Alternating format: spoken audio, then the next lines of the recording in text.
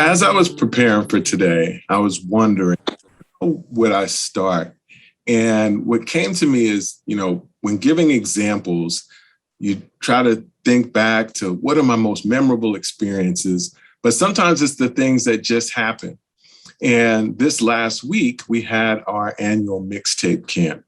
And shout out to Dr. Ian Levy from Manhattan College, who has joined me over the last couple of summers to help run mixtape camp, actually using his critical cycle of mixtape creation as the foundation. And so we've created a hybrid approach. But back to the story. So this last week, we had, at the start of the week, our students are asked to develop some goals, think about some personal things that they want to accomplish throughout the week. We also asked them about things in society that they would like to change. And a big part of that is helping them to brainstorm about issues that are important and themes that might feed the album or song that they create. And so this last week, when asking them about these things, we heard about personal goals, things like improving self-esteem, learning new things, learning how to get along better with others. But we also heard about important social issues like racial justice, better education, quality education. But in order to get an actual theme, we asked them to reflect on what they heard. What did they hear other people talking about? And the theme that ended up being the one that they selected for their song to organize around was our inner world, right? It was this idea of people talking about what was important to them, things that they're working on. So our inner world became the theme of the week. And the reason that that's important in today's conversation is last week, if you were able to join us, we talked about this idea of resilience, right? Coping with life's challenges. And this idea of inner world feeds into that theme. But there's a subtle difference which helps us kind of think about today's conversation about growth, right? What's the difference between resilience and growth? This idea of focusing on our inner world and how we manage, how we cope, that's a resilience theme. But when they actually created the song, it wasn't just about talking about them in their inner world and coping and managing. The song was actually an attempt to build awareness in others and to inspire others to be able to cope with challenges and kind of give some advice and strategies about managing their inner world and their issues, their unique personal issues. And that's a very important distinction, right? Because they could have just focused on telling their story, how they coped. That could have been the nature of the lyrics. But these lyrics were meant for others, right? For others that hear this message to think about how they're coping and inspire them to thrive. And I just want to read you the hook that they came up with to give you a little bit of an idea. So the hook to the song was, discovering ourselves, living life with no stress, brighter day with no rain, living life with no pain, walking on the edge, falling into distress, staying away from the dark side, then go to the next, right? And so that was the hook that they said, and they created lyrics, but the lyrics were meant for others to listen to and to consume. And that's one of the subtle distinctions about from resilience to growth. And we'll talk a little bit more about that.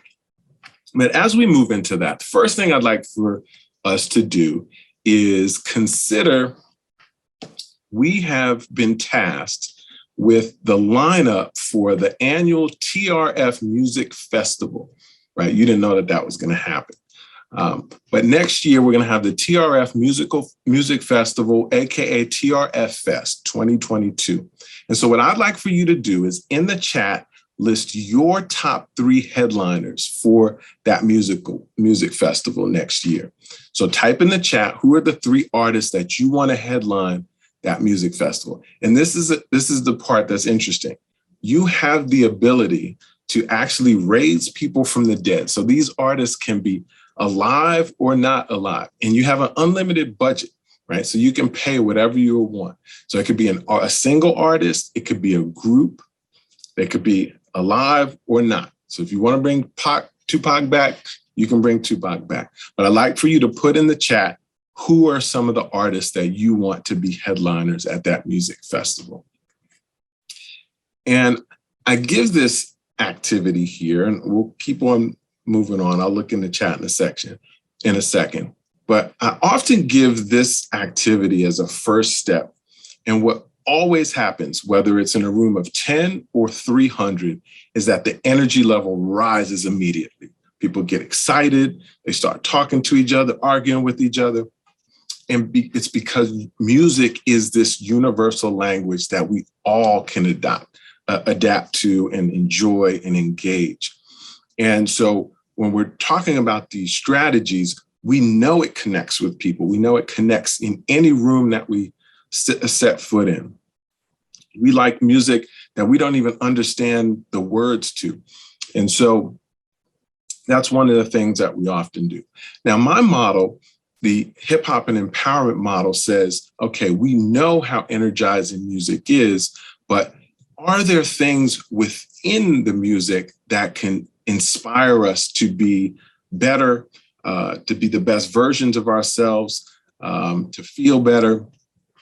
And I spent the last at least 15 years looking very explicitly at music. And we found that there are these common themes that come up repeatedly. We find them in our mainstream songs that are pre-existing. We find that these themes show up when people are asked to create their own songs in music therapy. We also see that when we ask people, what do you get out of the music that you listen to? We find that these themes show up again and again. So in the model that I use, we've created a system anchored around these themes, which allow people to focus on these different ways of getting better, whether it's feeling better, doing better, being better as a person, better connecting and belonging to the groups they're a part of, or even thinking about better conditions for those communities that they value.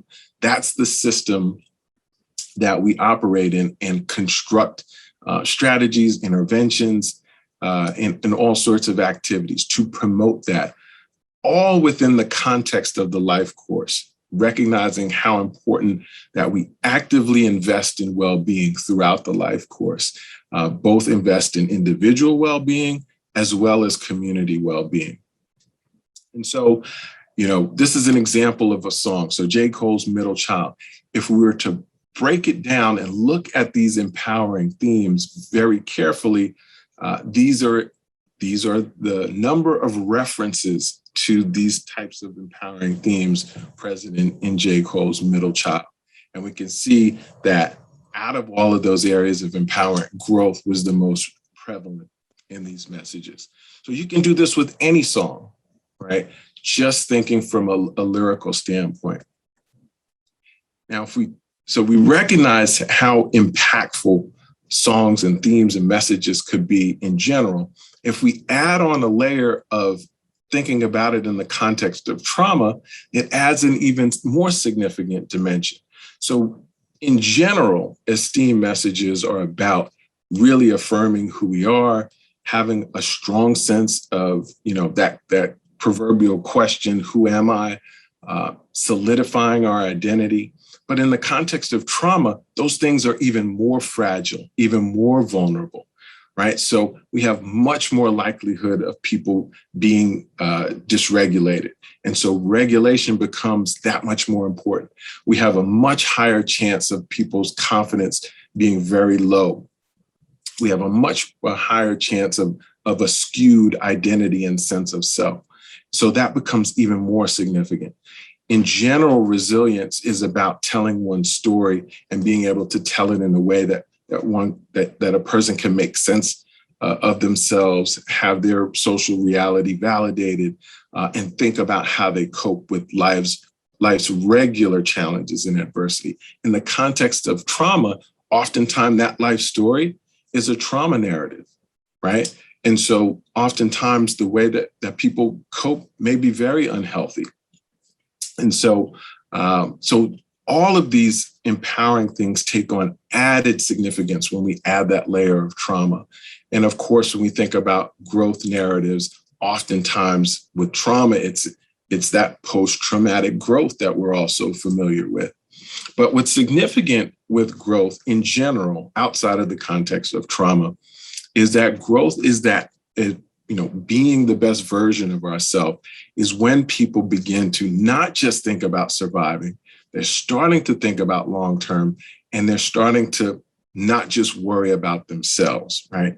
They're able to kind of lift their head up and think about, who around me is important just as much as themselves. And so ideas of role modeling, mentorship, that becomes significant. And in the context of trauma, that becomes very significant because oftentimes that desire to mentor, that desire to be a role model is helping others avoid those potentially trauma-inducing either experiences, relationships, settings, right?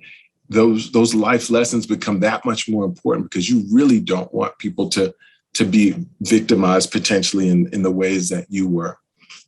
So just to kind of continue that line of conversation, within these narratives, certain concepts come up over and over and over again. And I think this will be a good time just to kind of give an example of potential growth narratives. So I'm going to play a track. And what I'd like for you to do is write down any words that you see here that you think are relevant, that you hear in this song. So I chose a song which I believe we'll leave it wide open, may or may not have some of these narratives or words or concepts present. But this is something that I use for a range of activities. Maybe a more receptive activity like this one, like here, let's listen to a song, see if you see any of these themes. But it could be for a more active activity as well, right? Using these words to create your own lyrics, create your own rhymes. Or we could even do something like, you heard from Max and Jonah in their freestyle activity. These may be words that you throw out in a freestyle activity to see how people respond to them. But for this particular time here, I'm going to play a song, and I'd just like for you to type in the chat or write down if you see any of these words or ideas represented in the track. So I'm going to share these with you. I'm going to stop sharing for a quick second, and then we'll come back up. I'll post this again in a second. Diss tracks. Oh, I'd love to talk about that. So any of these, as I'm pulling this up, any of these empowering themes also have a layer of risk, from low risk to high risk. And that's critically important, particularly from a therapeutic standpoint, right? Because I can be empowered in a way that is very risky, right? And so diss tracks, all of those things are me being empowered at the expense of someone else. Now, you can decide whether that's healthy in the short term, the long term, but all of these empowering things have the potential to have low or high risk. And so esteem enhancing activities, just like in life, right? Esteem, I can feel better about myself by making someone else feel less than, right? But we have to figure out, is that the way that I want to build a solid sense of self and a strong identity for moving forward in life, right? Is that going to be my crutch for feeling better about myself? That's more of an external condition that has to happen, as opposed to me thinking of natural internal strengths. And with young people, that's a big part of the work, is helping them to identify those internal things so that they're not subjected to external validation. So that's a great, great question. Appreciate that. Let me pull this up here. All right, so again, I'm going to play these songs. I'm going to put up the words.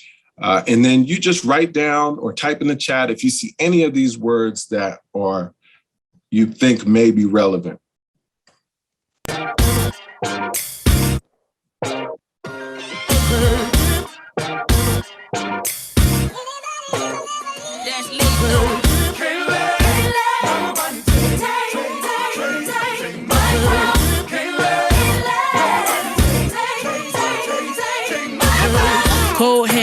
pencil. I scribble the stanza as my hands are trembling. Grade 7 made heaven out of words. I began to build a world that only I inhabit. I got a habit of rapping about tragic shit. I think I'm just passionate, trying to steer the way while in the dark. Hope I ain't crashing it. Now my little hobby turned to cash now. Thinking about who I be if I listen to doubt. Said I never do it, well look at me now. Young girl, oh dream, oh soul, oh dear. Plan B, plan well, good luck, no fear. Just wait and God will tell you when the time's near. But if I never jump, then I die here. Ain't don't ride till you pick up speed. They think college is all you need. And I don't blame you brainwashing on you, G. It took me 19 years to finally start to believe. And that's me, listen. I'ma make it in the rain or shine. All about my money, don't waste my time. Ain't nobody gonna bring me down. I'm on an elevator. I'm on to something greater. Ain't nobody gonna take my crown. This is for the kids with depression, the ones whose parental expectations got them stressing, the ones who would rather persevere, bust their ass trying to make it, cause they ain't really living in the present. They out here grinding, seeking perfect timing, tuning out the useless voices that discourage rhyming. Get a real job, I don't argue with my destiny. And if my choices don't affect you, why you testing me? And as of late, I've been asking God why he blessing me. I could cry enough tears to feel the Chesapeake. Hold it together, girl, you deserve the world. And if no one else will say it, then I spit it to the mic in the studio when I lay and I play it when you discouraged. I know chasing the impossible takes some courage. And I can promise at the end of your journey, when it's all said and done, will nothing feel much better than hearing my nigga, you won, hey. I'ma make it in the rain or shine. All about my money, don't waste my time. Ain't nobody gonna bring me down. I'm on an elevator. I'm on to something greater. Ain't nobody gonna take my crown.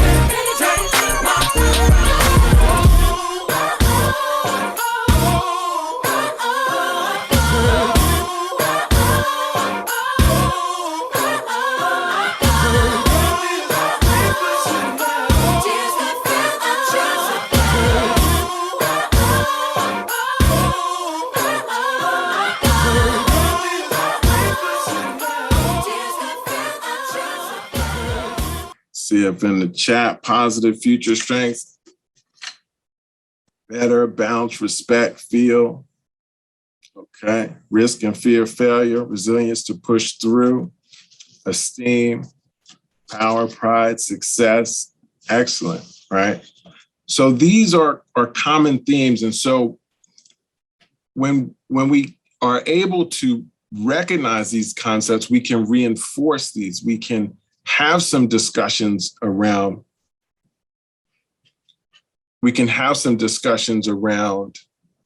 why these are important. So all of these are growth concepts. All of these are resilience concepts. All of these are esteem concepts. And so we have the ability to validate, affirm, to highlight, elevate, reinforce all of these empowering concepts and ideas. And that's a big part of what this is about, is recognizing what can be empowering and reinforcing that. Particularly from a trauma standpoint, when identity can be very fragile, people's reactionary nature to either things that are said or done or spaces or experiences are vulnerable and triggering. So how we think about, conceptualize, and reinforce and try to create situations where people feel a stronger sense of self, feel ownership over their story, and can begin to make decisions that are healthier and more affirming, and particularly around this concept of growth, help them to turn over a new leaf or help them to step into the best version of themselves, can be very, very important. So I want to continue with this idea of mentorship and role modeling with an activity that is very common, that I use commonly. And it's really a way of getting at a type of self-reflection that is a key part of at least what I try to emphasize within growth, but it's within an activity where sometimes people may not realize what's going on. And so I'm able to do it, but it's called Head, Heart, Hands. And what I ask, and I'd love for you to do this as well in the chat, is think about a person that you really want to see at their best. You really want to see them step into the best version of themselves. Oftentimes with young people, it's a younger brother, younger sister, or niece, or a nephew, but it really could be anyone. And so I'd like for you to think about a person that you want to see at their best. If you're comfortable, type it in the chat. Don't have to put their name and address, but you can type it in the chat. But what I'd like for you to do is think of three things. First, which is the head, think of a lesson that you learned in life that you think is important for them to know for their life as they're on their journey. The next thing I'd like for you to think about, this is the heart, is how do you feel about that person that they may not know, or that they need to know, right? How would you let them know that you feel about them, what they mean to you? And then the last thing is hands. What skill or talent do you have that you've developed in life that you would love to be able to gift them, right? Something that you're good at, that you feel like you have some skills at, that you would love to be able to give to them. Or conversely, is there a talent that you see in them that maybe you feel like they don't necessarily realize, or they don't really understand, and you want to reinforce? So head, heart, and hand. The head is a lesson you've learned in life that you think is important for them to know. Heart is how you feel about them. And then hands, what's a skill or a talent that you've developed that you would love for them to have, that you think will be helpful for them in their journey to being at their best? And these questions, as you think about them, hopefully some of you, jot it down, maybe put it in the chat. These are part of helping people to be a little bit more self-aware of what they have to offer. And a lot of times, in general, these things are important, but a lot of times these stem from overcoming adversities, realizing strengths that they had that maybe they didn't realize. In the context of post-traumatic growth, these are oftentimes really important things, right?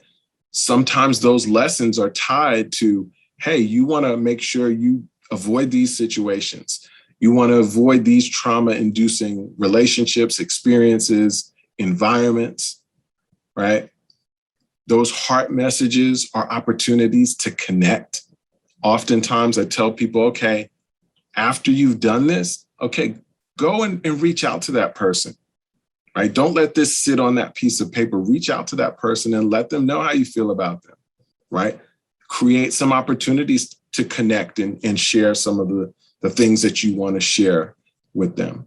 So again, all of these things are developmentally relevant and important, but can have an even heightened significance in the context of trauma. So I know we're wrapping up here, but one of the things that I've been moving to over the last few years is thinking about this hip hop work across disciplines, across modalities, and just want to highlight a few things that been able to work on recently. So I had the good fortune of working with Dr. Elliot Gann, who you've heard from earlier in this workshop series, in combining elements of his therapeutic beat making model with my own model. And what's significant in this collaboration is something that, I learned, and he stresses in his work, right, is how engaging beat making is, how regulating beat making can be, and the fact that it is so kinesthetic, right? You got buttons, you got lights, you're moving, right? And that was one of the things that really resonated with me. My model is very cognitive, right? It's a lot of processing and thinking and trying to articulate.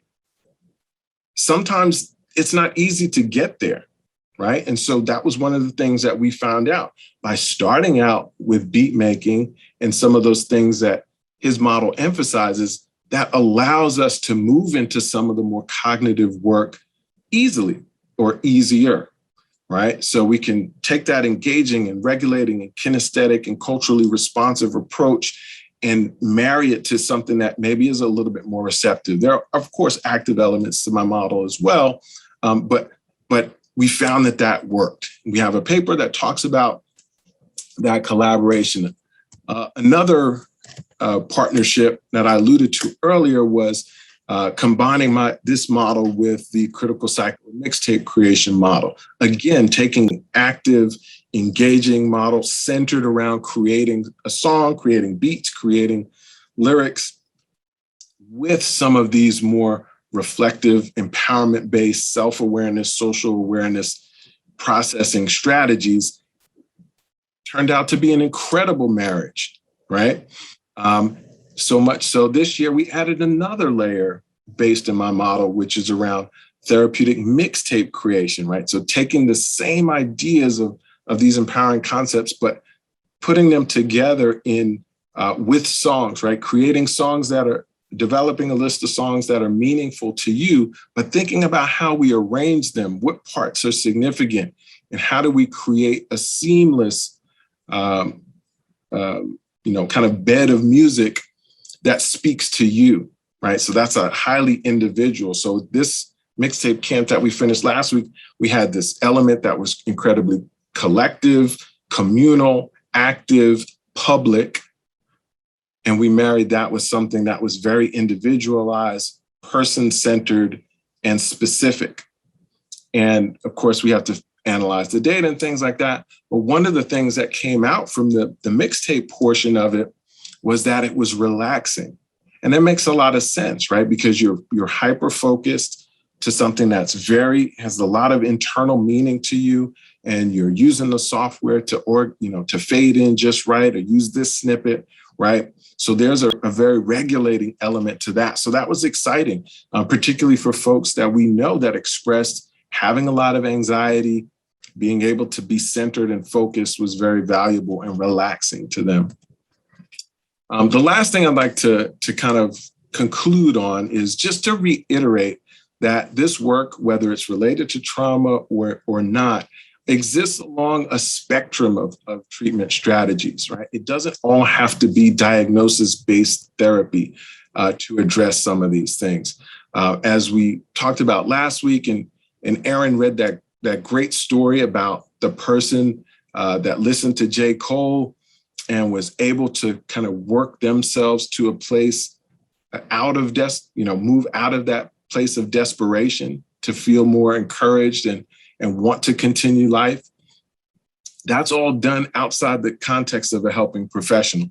But then we also have prevention strategies, right? So, whether it's a group that is at risk, or it's a group that is beginning, or individuals that are beginning to show some potential signs of mental health instability, or someone that's hardcore in treatment, all of these strategies have a place. And so it's important for us to think about how we can pivot depending on setting and need, but recognize that we have the potential for some very powerful influence. So to wrap up, I'd like to actually read a piece from some work that Aaron did that encapsulates a little bit of some of what we talked about in terms of growth, resilience and growth. And so this was in response to the Jadakiss song, One More Mile to Go. And this individual wrote, "This song makes me feel very excited and uplifted, gratifying, wanting more for myself, feeling alive again in this world and not defeated, wanting to live again, being very happy, having just one more mile to go, staying with the flow." And, can't underscore enough the opportunity that we have to engage this rich culture that in a couple of years will be celebrating 50 years. It's now global. It now has an impact in pretty much any country that you get on the plane and travel to, and pretty much, a majority of the neighborhoods, but has particular significance for marginalized and oppressed populations that have the opportunity to be more empowered through engaging the culture, both at an individual level and at a community level. And again, in the context of trauma, a lot of times these populations exist in currently trauma-inducing environments, and oftentimes it has been that way historically. So thank you for your time. I'm open to some questions. I'll stop sharing now. Okay, I see a question up here about the N-word. Is that reclaiming power over the word? There's a whole section on that in my book. I encourage you to read it. Not trying to deflect, but there are so many different angles to approach that question. The short answer is that it may be, may not. It may just be an exclamation in a sentence for someone. For others, it may be in identification and trying to reclaim the words. But there are many different relationships that people have with the N-word. I would argue in the song that we heard that it was not seen as a negative for themselves saying it. But again, it also depends on who's using the word. I was just going to say, with response or in regards to what Nicholas was asking about, I put the links in the chat for the first 2 sessions that I did on therapeutic beat making. So it has the playback on that, and then obviously the articles. And I would just say, Raphael, I'm excited about the kind of the forthcoming findings from the data that we have for the mindful beat study and kind of future stuff. But we've certainly seen pretty impactful results, anecdotally, qualitatively speaking in terms of the data thus far, and also just internationally across different kind of cultural, ethnic, geographic, linguistic lines. We've seen how powerful hip hop beat making can be, and I just want to say that I really appreciate your route, the kind of the cognitive which then goes to the emotional, the kind of top down approach that you use. I think is very powerful, and even the idea of like showing the heart and the hands, which in itself may be cognitive, but because we have mirror neurons and we have imaginations, I think one actually thinks of one's heart, and I think it does affect the nervous system, even from a kind of this cognitive perspective of like being metapsychological and thinking about one's thinking. I think it does help us tap into our nervous system and our emotional state. So I don't think it's just a cognitive intervention. I think that would be oversimplifying it and not giving enough props to the ingenuity of your interventions and ideas. I appreciate that. And I do really enjoy that visual piece to it. And maybe that's part of why it resonates with me so powerful, is maybe it's tapping into what you're talking about, that kind of universal resonance around actually seeing heart, talking about feeling, thinking of hands and work and doing is really important. I'm glad you brought up the outcomes piece too, which I didn't spend a lot of time on, but that's a big part of my work, is really trying to build in the quantitative and tie everything to measurement. What are we seeing actually happen? And so my work stems out of positive youth development. So those are the outcomes that I'm drawn to the most, right? So what impact does this have on confidence? What does this impact this have on relationships, and the positive things that we want to see and we know are important developmentally, but also capturing the things that kind of most people care about. Does this improve anxiety? Does this improve depressive symptoms? Does this alleviate stress?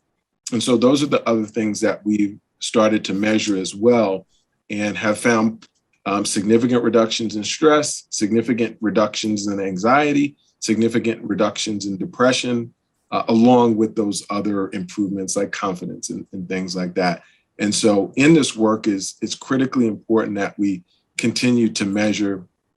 And that's something that Elliot has mentioned, Dr. Gann, and we will have some results soon related to his latest work in the school system. But it's important that we continue to measure and show efficacy, whether it's qualitative or quantitative, particularly as these strategies get more complex and more integrated, that we're able to really paint a picture of what's doing what and where impact is the most meaningful and beneficial.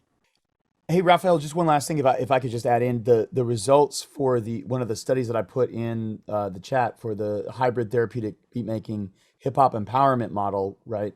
Well, you saw statistically significant decreases of levels of depression and anxiety for the students who participated in that intervention, who started with the highest levels of depression and anxiety compared to their peer group and the other kids who were not part of the intervention. And after that summer program where you had the hybrid, hip hop empowerment therapeutic beat making intervention, they had the lowest levels of depression and anxiety relative to the kids who had not experienced it. Absolutely. Yeah, which was very surprising, right? So, and that study came out of the year prior, noticing that there was a chunk of students that had this really high levels of depression. And so, that inspired the idea of, let's work with these young people. And so we selected those with the highest, and, we would have been happy to get them down to where the rest of folks were. But not only was it a significant reduction, as you said, but they ended up being way lower than the comparison group, the rest of folks, which was a really exciting finding. But I also just wanted to say real quick on the school outcomes thing. I've been collecting data on my studio program in the school for the past 8-9 years, and I haven't published on it yet, but I've been accumulating data, analyzing attendance and credit accumulation rates, and they've gone up, in terms of specifically speaking about therapeutic interventions and how that's affected the outcomes. They've gone up significantly, the graduation rates in particular, but to be published. Hopefully I can enlist Rap for that. That's been my hope. Help me with some of that data crunching. And that's so exciting. I believe the next 2 weeks are the one and only JC Hall. We have a double feature by the man and the myth. He's gonna and the legend. There you go. I know that it will be lyric based. I'm not sure the distinction between week 1 and week 2. I think JC's here. Yeah, JC's up here. JC, you want to quick shout out to what we have on tap for the next couple weeks? Yeah, for sure. No, thank you for the mention, and I appreciate you, Rap. That was a dope session. Appreciate the love. The next 2 weeks is going to be lyric writing based, so I'm really going to get into the specifics about poetics and meter and scansion and breaking down rhymes, kind of figuring out how to align stressed and unstressed syllables within a pattern of drums to configure what we refer to as flow. When we're talking about emceeing. That's next week, and then the following week is going to be how to rhyme multi-syllables and very. I'll try to keep it kind of basic, but I want to build up to how to rhyme multis, starting with what rhymes with supercalifragilisticexpialidocious. That's going to be fun, but yeah. So yeah, just getting down to complex rhymes and what that even has to do with rhythm and trauma and all that.